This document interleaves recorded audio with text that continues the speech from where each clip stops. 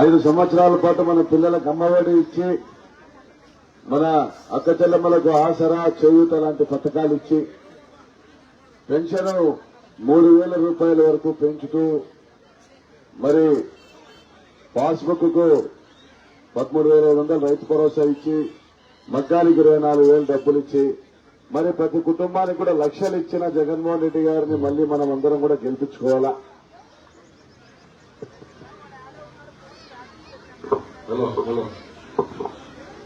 మరి జగనన్న ముఖ్యమంత్రిగా రెండోసారి మనం ఎన్నుకోవాల్సిన అవసరం ఉంది. ప్రతి కడుపు నింపిన చేయి జగన్మోహన్ రెడ్డి గారిని. ఈరోజు కాటేకాలువ గ్రామంలో రైతు భరోసా కేంద్రం అయితేనేమి, సచివాలయం అయితేనేమి, ఈరోజు గ్రామం అభివృద్ధి చేసేటువంటి విషయంలో కానీ ప్రతి కుటుంబానికి కూడా లక్షల రూపాయల సంక్షేమ పథకాలు పంపిణీ చేసే విషయంలో కానీ అన్ని పార్టీల వాళ్ళకి ఇవ్వడం జరిగింది. ఈ గ్రామంలో తెలుగుదేశం పార్టీకి ఓటు చేసిన వాళ్ళకు కూడా మంచి చేయడం జరిగింది. మరి గత ప్రభుత్వాల్లో చంద్రబాబు నాయుడు గారు ముఖ్యమంత్రిగా ఉన్నప్పుడు కేవలం జమ్మగూడి కమిటీ సభ్యులు సిఫార్సు చేసిన వాళ్ళకి మాత్రమే పథకాలు, నీరు చెట్టు లాంటి పనులలో తెలుగుదేశం పార్టీ ముఖ్య కార్యకర్తలు ఇద్దరికో ముగ్గురికి మాత్రమే లబ్ధి జరిగింది. మరి ఆ రోజు అన్యాయమైనటువంటి తెలుగుదేశం పార్టీ కార్యకర్తలకు కూడా ఈ రోజు జగనన్న సంక్షేమ పథకాల ద్వారా న్యాయం చేసినాం. వారి కుటుంబాల్లో పిల్లల్ని చదివించినాం. వారి ఇంట్లో మహిళల అప్పులు కట్టినాం. డ్వాక్రా సంఘాలకి వారి ఇంట్లో అక్కలకు చేయూత ఇచ్చినాం. మరి పెద్దలకి పెన్షన్లు ఇచ్చినాం.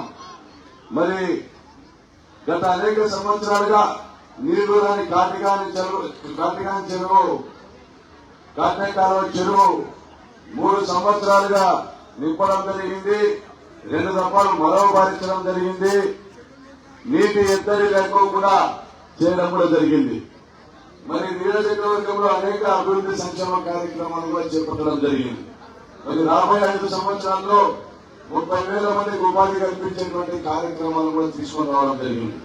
మరి ఇవన్నీ కూడా దృష్టిలో పెట్టుకోండి. మరి మీరంతా కూడా ఆలోచన చేసుకోండి. చంద్రబాబు నాయుడు ఎన్నడూ కూడా ఒక సంక్షేమ పథకం తెచ్చింది లేదు. రాజశేఖర రెడ్డి గారి పేరు చెప్తే ఆరోగ్యశ్రీ 104, 108, అదేవిధంగా పంటల బీమా, ఉచిత కరెంటు, రైతు రుణమాఫీ, 40 లక్షల ఇళ్లు, ఫీజు రియంబర్స్మెంట్ గుర్తుకొస్తాయి. మరి జగనన్న పేరు చెప్తే అనేక సంక్షేమ పథకాలు గుర్తుకొస్తాయి. మరి చంద్రబాబు నాయుడు గారి పేరు చెప్తే చేసింది ఏమీ లేదు. కాబట్టి ఇకనైనా ఆలోచన చేసుకోండి.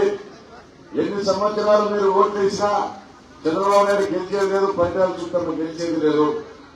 ఇప్పుడు మళ్లీ కూడా ఈ ఎన్నికల్లో 175 సీట్లు మన వైఎస్ఆర్ కాంగ్రెస్ పార్టీ గెలవబోతా ఉంది. జగనన్న అత్యధిక మెజార్టీతో ముఖ్యమంత్రిగా మనం ఎన్నుకోబోతా ఉన్నాం. మరి రాప్తాడు నియోజకవర్గంలో కూడా గతంలో వచ్చిన మెజార్టీ కంటే పెరిగేదే కానీ తగ్గేదే లేదని కూడా తెలియజేస్తాను.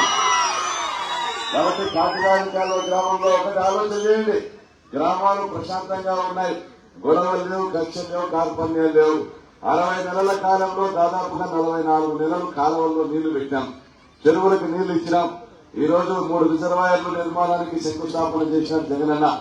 మరి రాబోయే కాలంలో 5 ఏళ్ల కాలంలో 1,00,000 ఎకరాలకు సాగునీరు ఇచ్చే విధంగా మరి మన అనంతపురం రూరల్ మండలంలోని దాదాపుగా 35 గ్రామాలకు తాగునీరు ఇచ్చే విధంగా కూడా చర్యలు తీసుకుంటాం. పీఎంబీఆర్ డ్యాం నుంచి 110 కోట్లతో 110 గ్రామాలకు మంచినీళ్ల పథకాన్ని శాంక్షన్ చేసి దాదాపు 40 కిలోమీటర్ల ప్రధానమైన పైప్ లైన్ పనులు కూడా దాదాపు 60 కోట్ల పనులు కూడా పూర్తి చేశాం.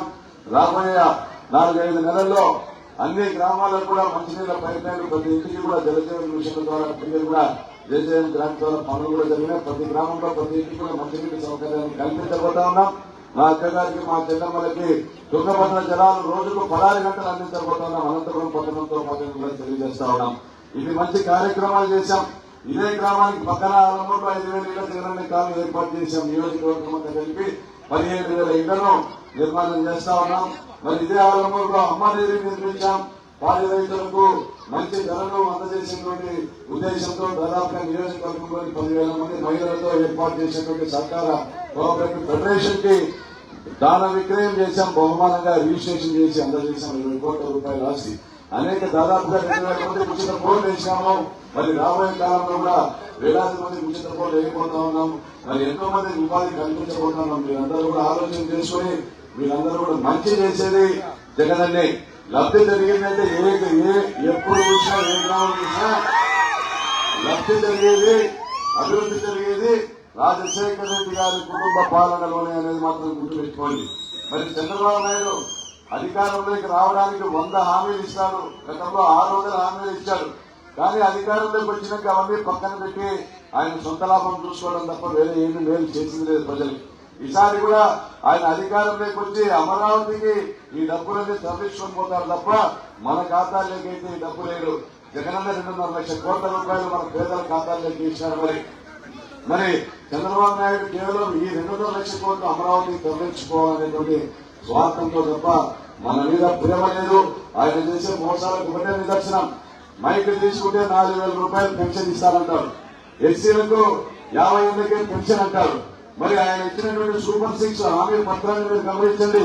అందులో పెన్షన్ ఊసే లేదంటే కేవలం ఎన్నికల వరకు ఎన్ని హామీలేదని చెప్తారు తప్ప ఎస్సీని మోసం చేయాలా, ప్రజలందరినీ మోసం చేయాలనుకుంటే ఆలోచన తప్ప ఆయన మనకు ఏం చేసే వ్యక్తిగతను గమనించుకుని కాకినాడ గ్రామంలో గతంలో ఇచ్చిన మెజార్టీ కంటే మంచి మెజార్టీ ఇవ్వాల్సిందిగా కోరుకుంటూ సెలవు తీసుకుంటా ఉన్నారు. జై జగన్. మరి మన గుర్తు